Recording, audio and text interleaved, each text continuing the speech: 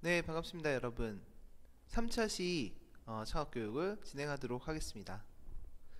3차 시는 창업 아이디어 발굴에 대해서 여러분들과 함께 얘기 나눠보도록 하겠습니다. 오늘 강의 내용은 창업 아이디어 발굴의 요인, 그리고 창업 아이디어 발굴하기 위해서 우리가 사용자의 불편함을 찾아야 된다라는 점, 그리고 하고 싶고 할 수 있고 나에게 잘 맞는 아이디어를 발굴해 보는 것으로 강의 주제를 잡았습니다. 자, 첫 번째 창업 아이디어 발굴 요인입니다. 창업 아이디어 발굴 요인은 외부적 요인과 개인적 요인으로 나눠질 수가 있는데요. 조사, 관찰, 확인의 과정을 통해 창업 아이디어를 발굴하고 창업자의 네트워크를 활용하는 외부적 요인이 있고요. 또 창업자의 성향, 역량, 창업자의 의지로 창업 아이디어를 발굴하는 개인적인 요인이 있습니다.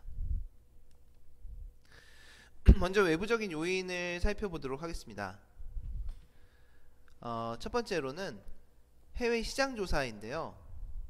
여러분들 우리나라에서 창업 아이템으로 활성화되고 있는 어떤 비즈니스들이 상당수가 일본으로부터 건너온 것들이 많습니다. 일본에서 어떤 최신 트렌드 이런 것들이 건너오게 되는데요.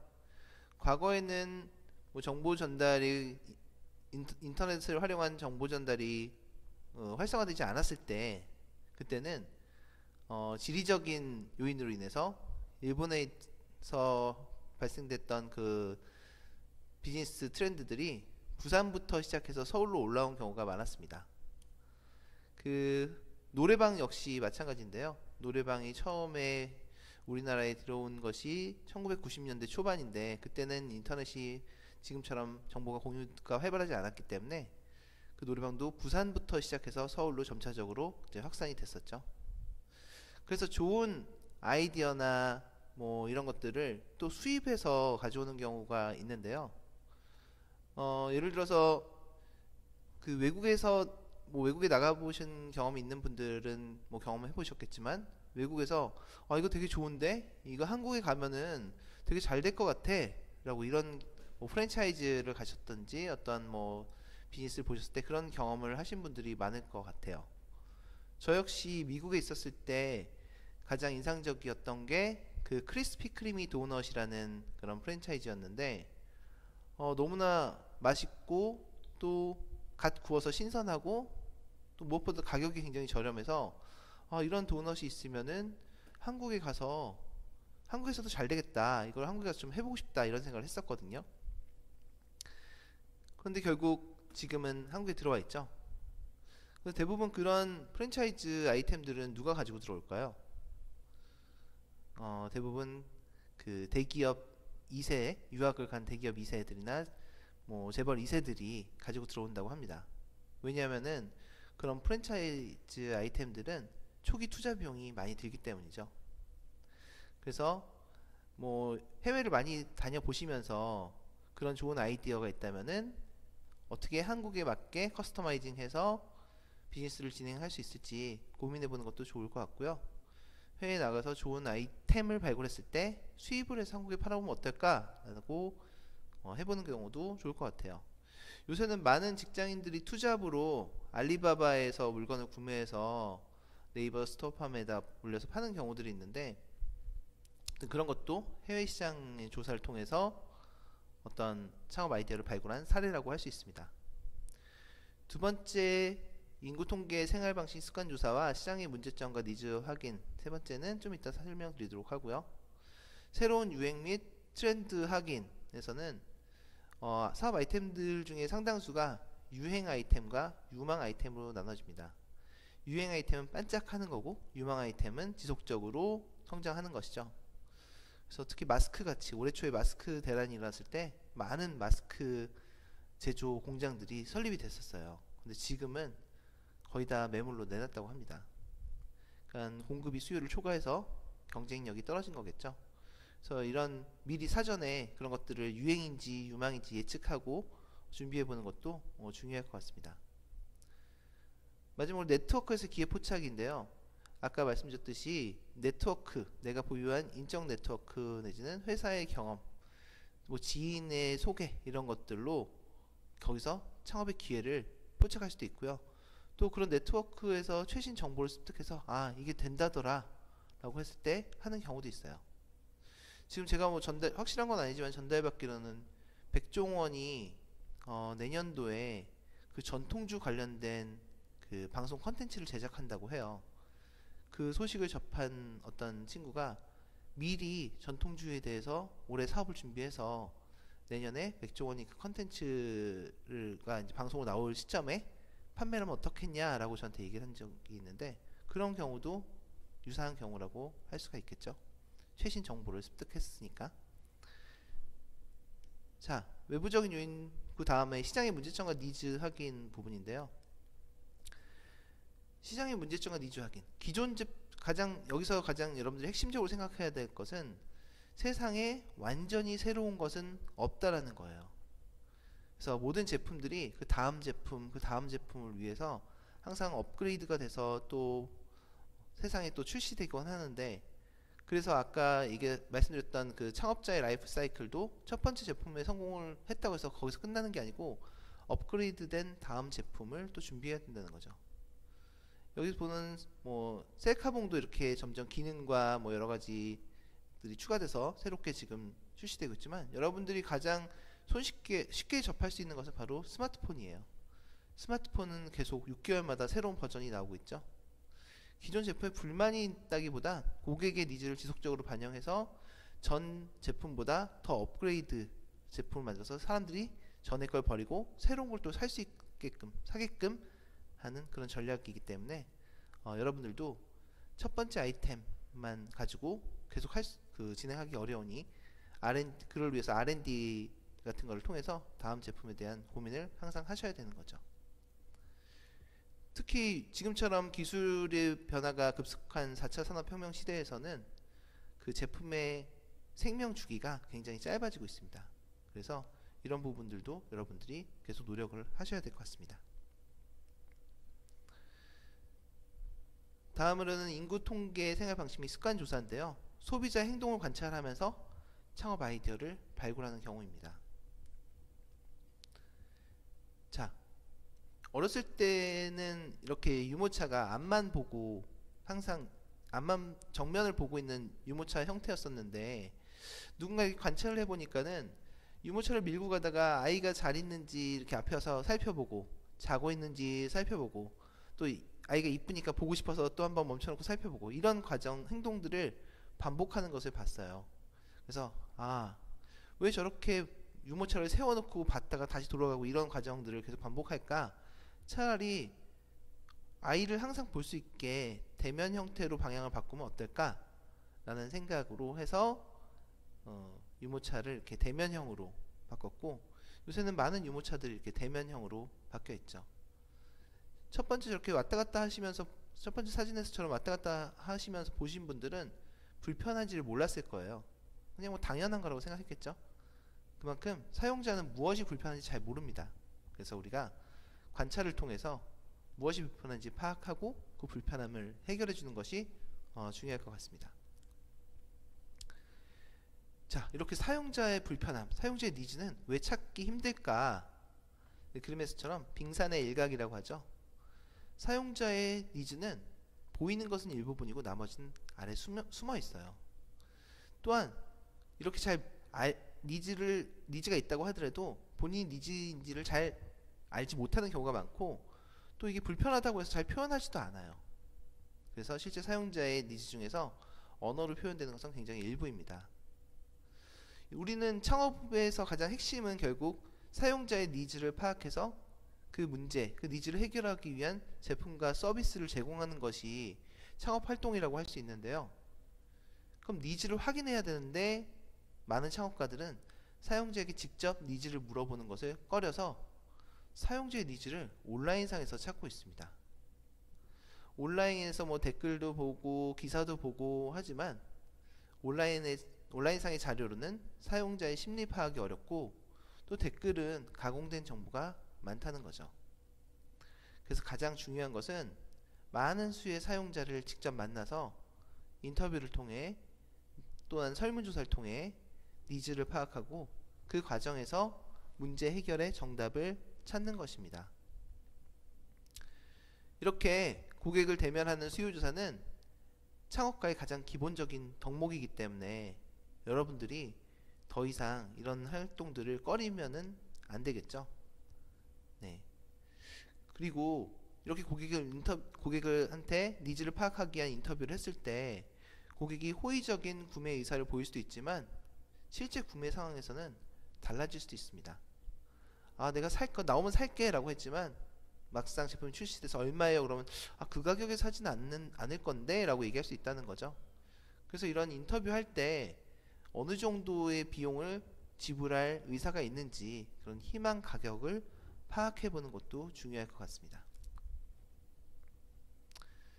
이렇듯 시장과 고객의 욕구를 정확히 파악해서 제품과 서비스에 제공을 해야 되는데 우리가 지금 그림에 보시다시피 under the BOC, the BOC, over the BOC라는 게 있어요. BOC는 voice of customer라는 고객의 목소리인데 under the BOC는 너무 기본적이어서 고객이 미처 언급하지 않은 것, 하지만 이것을 만족하지 않은 고객을 화를 낸다는 거죠. 그리고 더 BOC는 고객이 원한다고 직접 말하는 것들, 그리고 over the BOC는 고객이 미처 모르고 있는 요구사항, 창의적인 영역이기 때문에 찾기 어려우나 달성하면 고객들이 와우 하는 것들을 우리가 over the BOC라고 합니다.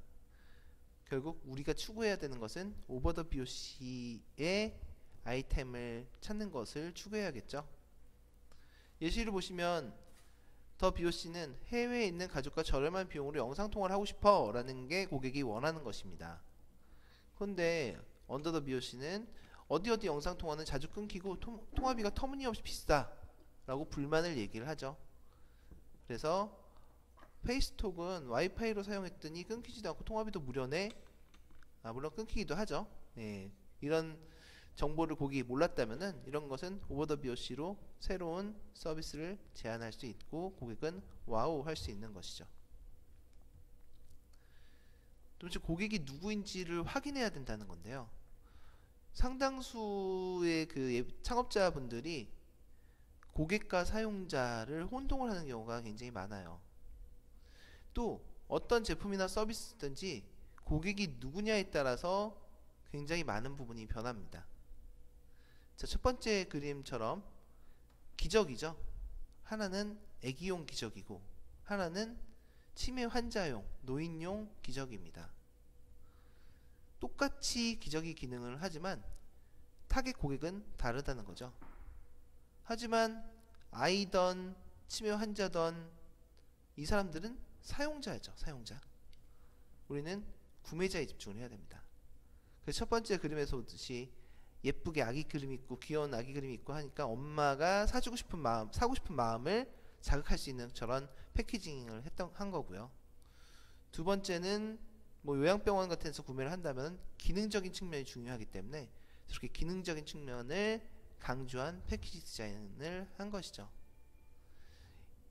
패키지뿐만 아니고 사이즈도 틀리겠지만 형태도 틀리겠지만 우선 유통 채널도 아마 다를 것 같아요. 하기스는 어디서든 온라인이든 매장이든 슈퍼마켓에서 살 수 있지만 이런 성인용 기저귀는 유통 채널이 좀 다르겠죠. 만약에 요양병원에 직접 납품을 한다면 B2B 마케팅을 해야 되는 그런 마케팅 방법론도 구매자가 누구냐에 따라서 다르게 된다는 것입니다. 두 번째는 제가 경험했던 일인데요. 제가 예전 15년 전, 16년 전에 첫 번째로 하려고 했던 창업 아이템이 바로 온라인 컨벤션이었습니다. 그래서 오프라인 컨벤션을 진행할 때 동시에 온라인으로도 컨벤션을 진행하면은 시간적으로, 물리적으로, 거리적으로 참석하기 힘든 사람들이 온라인 상에서 컨벤션에 참여하고 원하는 부스에 들어가서 제품에 대한 소개 영상을 보고 거기 채팅창을 만들어서 그 회사 직원들과 가격이라든지 여러 가지 질의응답을 할 수 있는 그런 서비스를 제가 기획을 하고 창업 아이템으로 진행을 했었어요. 지금 현재는 코로나로 해서 이건 지금 최근에 개발된 온라인 컨벤션 이미지인데요.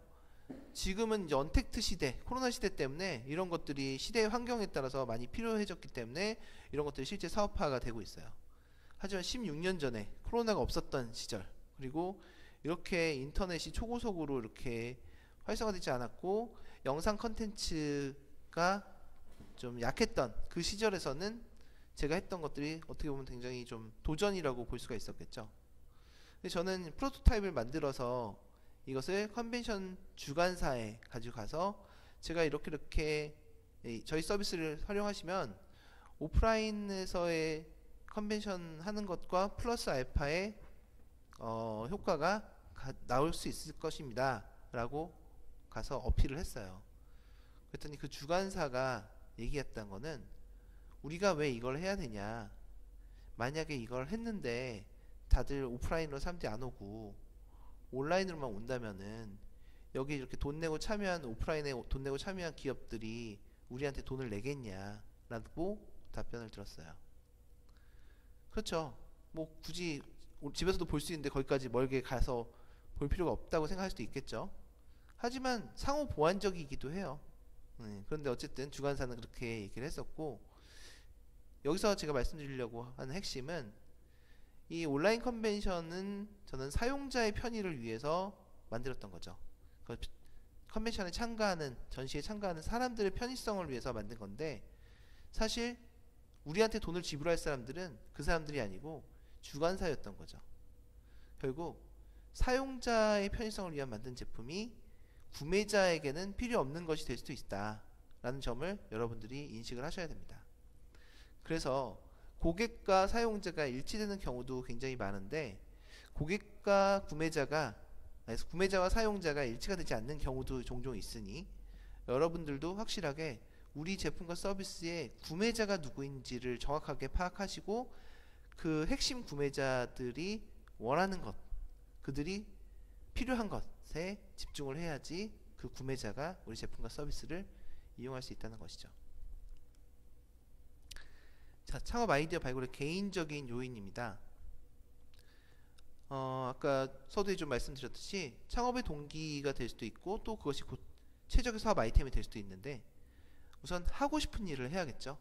그리고 또 할 수 있는 일을 해야 될 것 같고, 또 그게 나한테 잘 맞는다면은 금상첨화겠죠. 예. 그런 것들의 교집합을 찾는 것이 개인적인 요인이라고 할 수 있습니다. 그래서 여러분들은 포기하지 않을 만큼 꼭 하고 싶고, 또 현실적으로 내가 실현 가능한, 그리고 하고 나서도, 창업을 하고 나서도 즐기면서 할 수 있는 창업을 하면 좋을 것 같죠. 네. 지금 여러분들은 어떤지 한번 생각해 보시면 좋을 것 같아요. 지금 내가 하려고 하는 것들이 정말 어떤 일이 생기더라도, 어떤 위험이나 고난이 닥치더라도 포기하지는 않을 만큼 꼭 하고 싶은 일인지, 그리고 정말 이게 내가 현실적으로 내가 할 수 있는 너무 과도한 계획이라든지 무리한 부분은 없는지, 그리고 내가 하면서도 꼭 돈을 벌어서 즐거운 것이 아니고 뭐 이런 보람이나 기쁨을 느끼면서 지속해 나갈 수 있는지, 내 아이템이 이런 것인지를 한번 확인해 보시면 좋을 것 같습니다. 자, 창업 아이템 발굴 프로세스인데요. 지금 여러분들은 다 아이템을 가지고 있는 상태이시고, 또 그런 아이템으로 이런 선정이 되셔서 교육을 받고 계신 상황이신데, 여러분들 생각하셔야 될 건, 아까도 말씀드렸듯이 세상에 완전한 아이템은 없다는 거예요.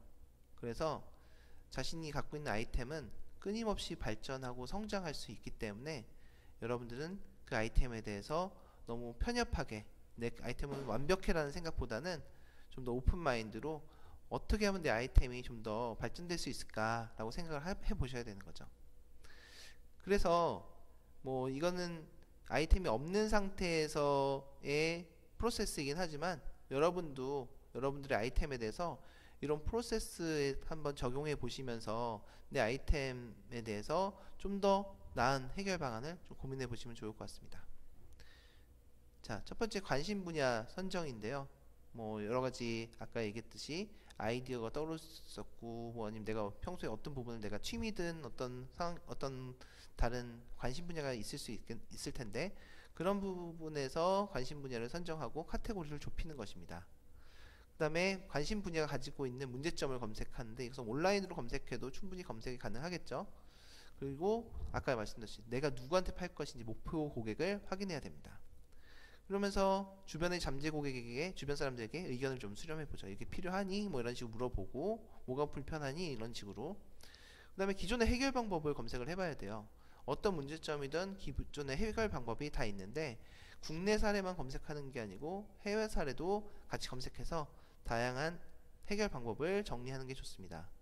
그리고 우리가 해야 될 것은 기존 해결 방법이 또 어떤 문제점을 갖고 있는지, 그런 것들이 기능, 가격, 편의성, 효율성, 접근성, 디자인 등에서 어떻게 좀 더 업그레이드 될 수 있는지 해서 새로운 해결 방법을 제시를 해야 되는 거죠. 여기서 기술적 차별성이 포함되는 게 중요합니다. 그래서 그 새로운 해결 방법이 핵심 기술이 구현 가능한 것이 검증해보고 비용이 적정한지도 검증을 해봅니다.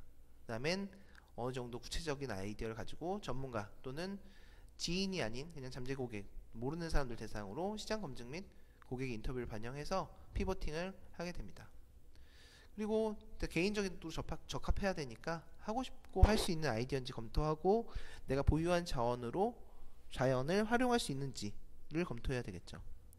그리고 난 이후에 사업 계획을 짜면서 성공 창업을 위해 부족한 요인에 대해서 해결 방법을 도출하고 구체적인 사업 실행 계획을 수립하고 창업 사업 계획을 작성하는 그런 식으로 발굴을 하시면 좋을 것 같습니다. 네, 강의 요약하기 전에 시간이 좀 남았으니까 간단하게 에피소드 하나 말씀드릴게요. 그 고객이 누구인지 모르는 경우, 저도 그런 경험을 한번 해봤는데요. 제가 그 펜션에다가 수술 납품하는 그런 일을 누가 지인의 제안으로 하게 됐어요. 그래서 그 펜션들을 소개를 받아서 제가 가는데, 펜션 분들이 제가 온라인 쇼핑, 기존에는 오프라인으로 트럭이 와서 판매를 하는 그런 구조였었는데 그 가격을 되게 비싸게 받는다, 그래서 온라인으로 택배로 배송해주면 좋겠다라는 제 지인의 얘기를 듣고, 제가 그 지인이 이제 펜션 네트워크를 보유하고 있었는데, 그 펜션 네트워크가 그 실시간 예약 서비스를 대행해주는 사업을 지인이 하셨어요. 그래서 그 회원사들이 한 500개 펜션이 있었는데 그 펜션을 대상으로 영업을 해봐라 라고 해서 시작을 하게 됐는데, 결국 제가 쇼핑몰을 구축하고 직접 이제 내려가서 그 제품을 다 소싱하고 내려가서 그 펜션 사장님들을 만났는데, 사장님들이 전부 가격적인 측면, 편의성적인 측면에서는 좋다고 했지만 결국 구매가 안 일어났어요. 그래서 왜 구매를 안 하시냐라고 물어봤더니 그분들은 다 컴퓨터를 할 줄 몰라서 펜션 예약 시스템을 위탁업체에 맡긴 컴맹들이었던 거예요.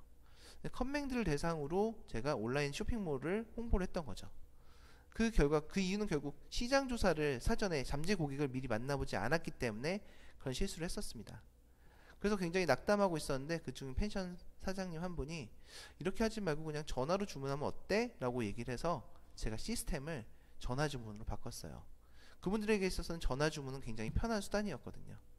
그래서 고객께서 인터뷰를 통해서 만나보면서 새로운 문제 해결까지 우리가 할 수 있었다는 거죠.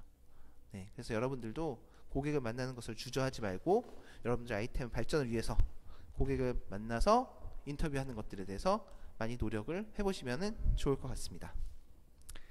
자, 오늘 창업 아이디어 발굴에 대해서 내부적인 요인, 또 외부적인 요인, 개인적인 요인 다시 알아봤고요.